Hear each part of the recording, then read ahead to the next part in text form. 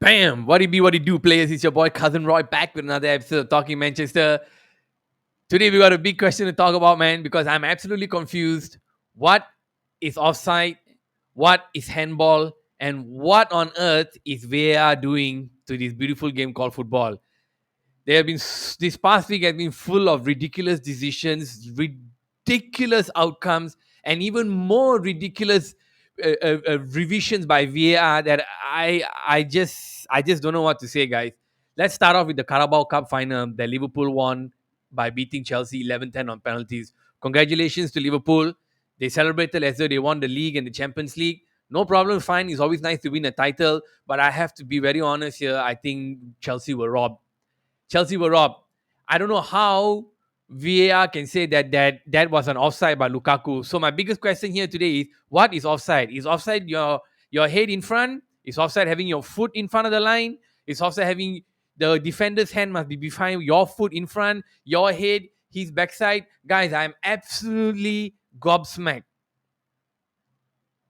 I think only Liverpool fans are happy with that outcome.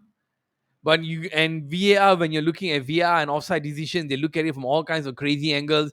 That angle, 45-degree angle, this camera angle, that camera angle. You all know what. You've seen all the videos. Red line, blue line, in front, behind. I don't know. To me, it seemed like it was quite marginal and pretty close. And even after review, that they gave as an offside. Okay, you know what?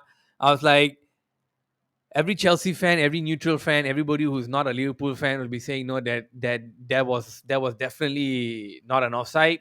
But of course, the FA and in the infinite wisdom decided that it was. I don't know, man. I sat down, I saw it several times. I saw all the theories, the conspiracy theories, and what people were saying, and it comes down to this: VAR is a mess. It's an absolute mess. And every time Paul Tierney is playing and VAR is involved, it's even a bigger mess. Why? Because after this Liverpool game, Everton were robbed of the win against Manchester City. Manchester City are running away with the league title, and instead of having fair decisions, they're getting all the luck. All the luck is falling from them. Anyway, I'll get to that first. I want to ask you guys, man, really, real talk, man, real talk, real talk. What's offside now? What's offside? I mean, I don't know. I don't know. It's like if the striker has his hand in front of the defender, in front of that line, okay, you say you want to call it offside. But then okay, but if his feet is not offside, if his head is not offside, I don't get it, man. Like I just watched it again just now, and I'm like thinking, where is this offside line, lah, guys? His both his feet were behind the defender. The defender had his right foot in front from the line the market it took. The only thing that was forward was Lukaku's arm, his left arm, right, where he was running. And they deemed that his elbow to be on the offside line. And I'm looking at it, even Tuchel was like confused. He said, I don't know how they came up with that decision. So okay lah, close call. It's not clear cut. You're not sure. You don't want to give it. Okay, fine. So we move on. But I think we really got to fix this VAR, man, because it could happen to your team too. Like you want to win the titles, you need a little bit of luck. I understand that. That's what happens in a team that's playing well in the league. You usually get a little bit of luck their way. So and then they end up winning, unless if you're Kevin Keegan and then you lose 12 points lah. But in this instance, it's just give City the title then. You know, if decisions like this also going their way, like against the Everton one, just give it to them. And Liverpool, I don't know, man. Maybe the maybe the referees are Liverpool fans. So anyway, let's move on from that. The next big incident was Everton against Chelsea. Chelsea were leading. Sorry, Everton against City. Sorry, pardon me. Everton against City. Okay, City were leading all the way, and then somewhere towards the end, the ball hits one of the defenders. The ball was like this, lah, guys, on his freaking arm here, man. And this is the best part, huh? He moved his arm in that position to kind of touch the ball. So now he moved his arm on purpose to handle the ball. VAR checked it, came back and said, no, it's okay, it's fine. So how the F the VAR think that was fine, but when we allowed a goal against freaking Middlesbrough, where they can see that the trajectory of the ball clearly changed when he hit his hand, not being an offside, that's accidental.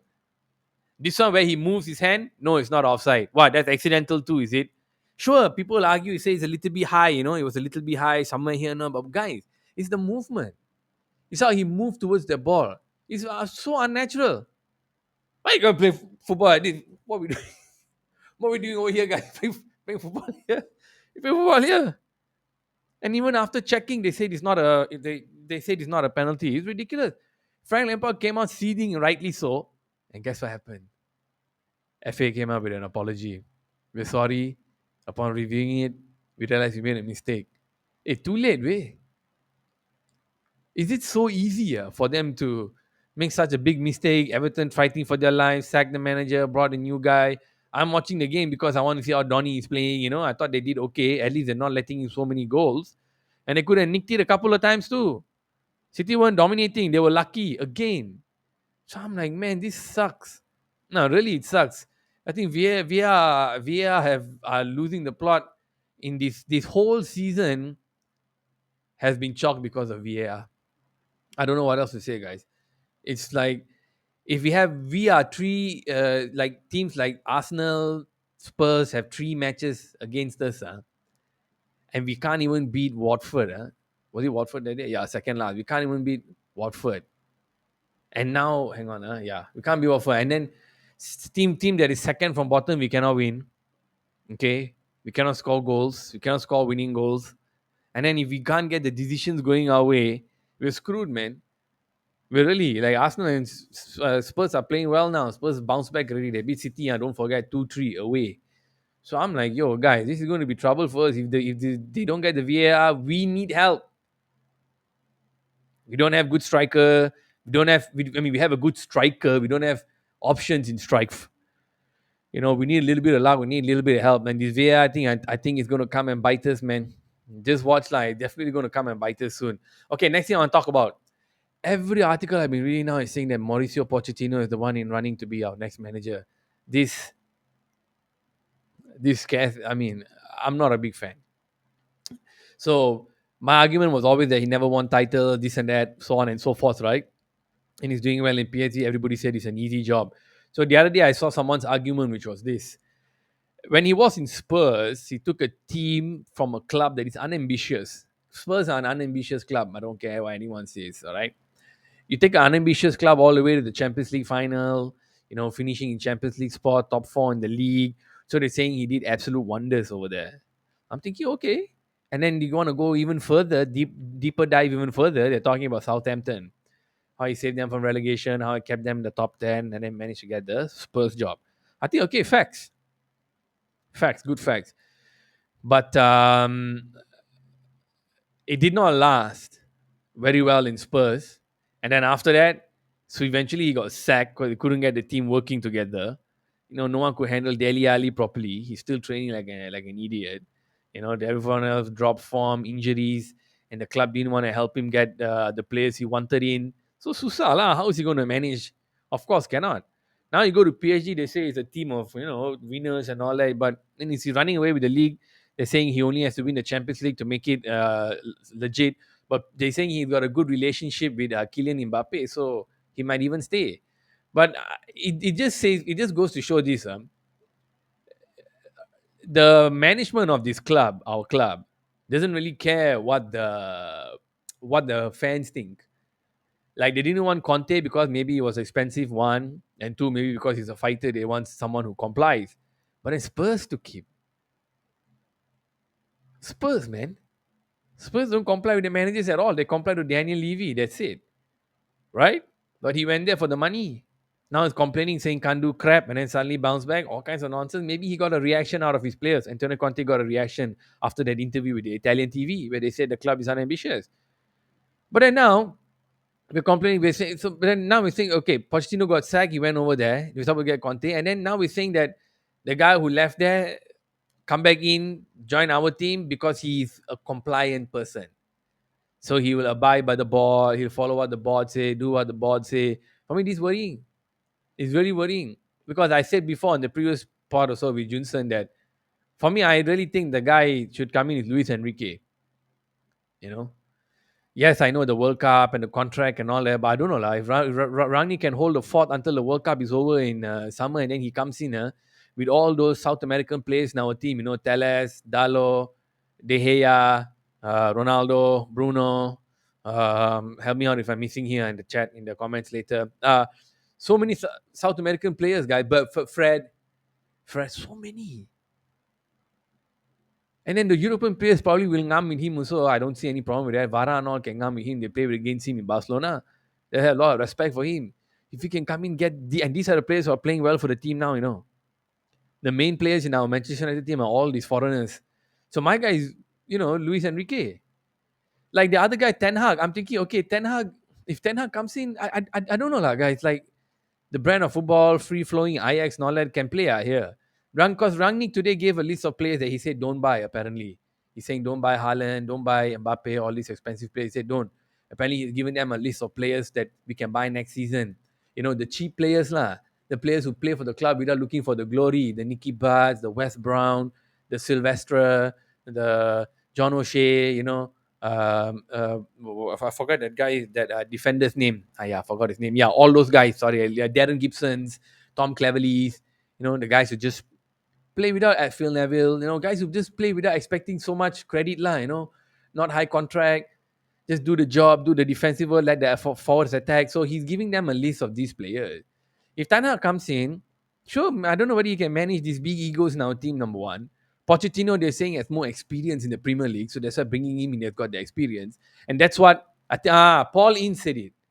Paul Ince said it. So you say we are very quick to dismiss Mauricio Pochettino. So let me know in the comments what you all think, whether we are brushing off Mauricio Pochettino too fast because he hasn't won any titles. But in my opinion, I still think it should be Luis Enrique.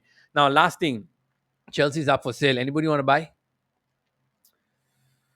Yeah.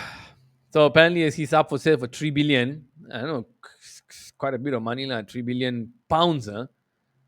I mean, you got baseball teams going for like the New York Knicks basketball team is worth 4 billion US, and that's an incredible franchise. He's not talking about Chelsea. I mean, I wouldn't put Chelsea like the Knicks. You know what I mean? They haven't, I mean, Yala won Champions League and all that. I haven't won the league in a while. What? Keep chopping and changing managers. They ain't no Liverpool. They ain't no Manchester United. They don't have that kind of power. They ain't no, like the Lakers or whatever, big dynasty clubs. So £3 billion a lot. And the news said that the club owes him £2 billion. And this is the thing that pisses me off. The club, that means he has spent £2 billion of his own money to develop his club. So Chelsea is not making money. If Chelsea is not making money, where are they getting money to spend and pay all these high transfer fees and high salaries? See, this is the thing FIFA are not clamping down on, because FIFA are super corrupt.